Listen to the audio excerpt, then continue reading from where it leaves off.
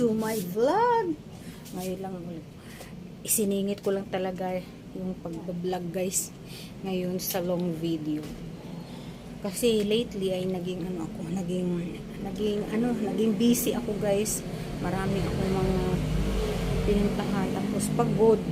Wala na akong gana ba.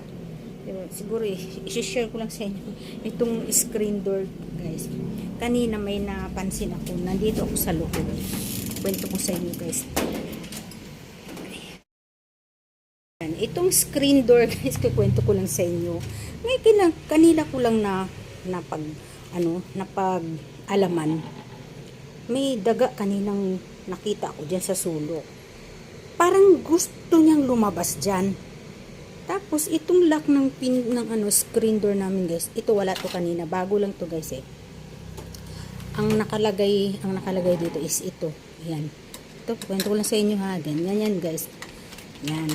So, maluwag siya guys. O, tinan mo. Naisasara ko pa siya. O, diba? Maluwag siya. So, hanggang doon maluwag. Hanggang dito sa tulok.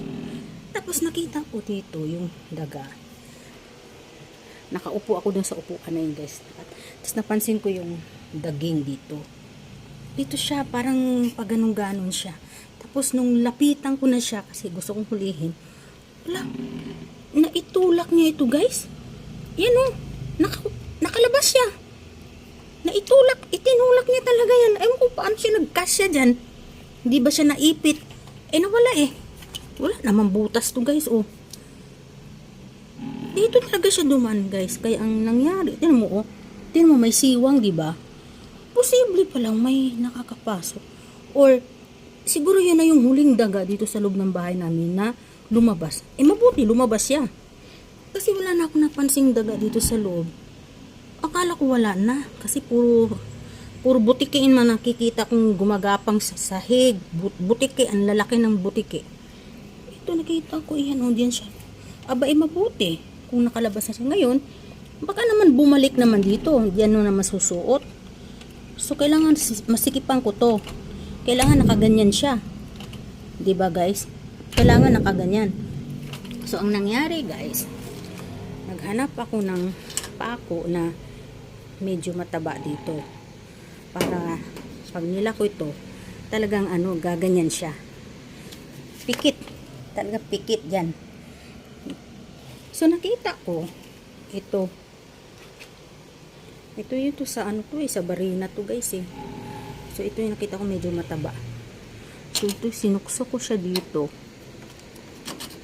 Sinuksok ko siya dun. Yun. Masikip na guys, oh. Oh, hindi na nga masyadong gumagalaw. Tapos, dito sa ilalim, pwede pa rin. Pag tinulak pa rin guys, oh. Pero kahit pa paano, medyo matigas na siya guys. Hindi na siya makakalabas dito guys. Sobrang sikip na, oh. Sobrang liit na, oh.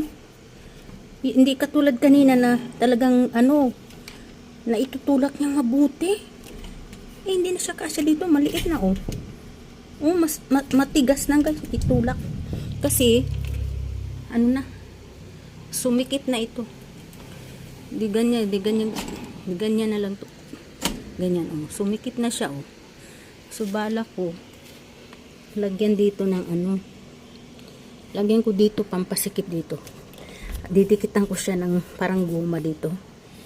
Didikitan ko siya ng parang guma dito para talagang yan, oh. Didikitan ko siya ng guma dito para hindi siya makalabas. Di ba guys? Tama ba yung naisip ko? Comment down below guys kung tama ba yung naisip ko. Pinawisan ako sa ka-explain. Walang electric pan banda dun. Andito electric pan. Tingnan yung pawis ko. Nag-i-explain ako sa inyo. Pinawisan ako. Ay, pinilit ko lang talaga mag-vlog guys ng long video. Hindi ko nang pakakabain to guys. Kasi isang linggo na yata hindi ako pag-upload. Puro short video. Sabi madaling mag-upload ng short video. Short 15 seconds lang eh. Yung tas kung naman ako content, medyo haba-haba pa eh, mahaba. Abutin talaga ng 6 minutes, minsan 10 minutes pa nga eh. Bihirang-bihira ako makapag-upload ng mga 1 minute lang sa long video. So hanggang dito na lang guys, yun lang ang ibablog ko sa inyo. I-share ko lang sa inyo yung daga. Nakatakas. Sana nga nakalabas na nga siya guys, kasi ano, napansin ko rin dito, hindi na siya amoy parang yung ihi ng daga. Wala na. Kasi nag-iisa na lang siya guys, nagtatago. Hindi ko lang alam kung baka doon siya dumadaan, bumabalik-balik dito pag, ay naku, ang tatalino nila, no? Grabe nila, mas matalino pa sa tao. Pero wais to, nakahanap ako ng paraan. Tingnan natin kung makapasok pa siya dyan. Didikitan ko yan. So, yun lang guys. Thank you so much for watching. God bless.